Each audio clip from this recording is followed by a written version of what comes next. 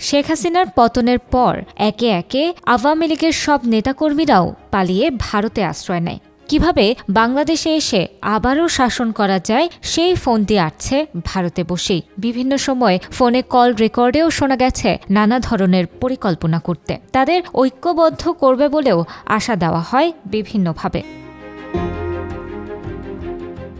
এবার নতুন করে আওয়ামী লীগ সরকারের মন্ত্রী, এমপি ও নেতাকর্মীদের উজ্জীবিত করার উদ্যোগ নেওয়া হয়েছে।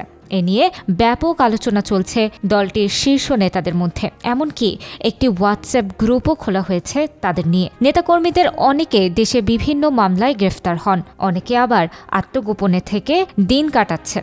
আওয়ামী লীগ সরকার পতনের প্রায় ৬ মাস পর দলটির সাবেক মন্ত্রীদের কয়েকজনের সঙ্গে কথা বলে একটি প্রতিবেদন প্রকাশ করেছে ভারতীয় সংবাদ মাধ্যম ইন্ডিয়ান এক্সপ্রেস।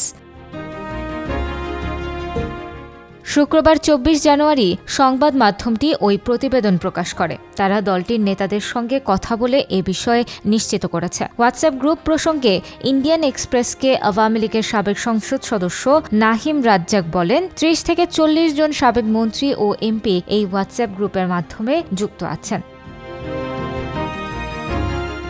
এই গ্রুপে ভারত সরকারের আশ্রয়ে থাকা সাবেক প্রধানমন্ত্রী শেখ হাসিনাও আপা নামে যুক্ত রয়েছেন। আত্মগোপনে থাকা এসব মন্ত্রী, এমপি বাংলাদেশে ফিরে নির্বাচনে অংশ নিতে চান জানিয়ে নাহিম রাজ্জাক বলেন, যদি দেশে ফিরে নির্বাচনের দাবি জানাই তাহলে আমাদের সবাইকে গ্রেফতার করে কারাগারে পাঠানো হবে। আওয়ামী লীগ আলোচনায় বসতে এবং নির্বাচন নিয়ে কথা বলতে প্রস্তুত, কিন্তু এর জন্য কোনো পরিবেশ নেই।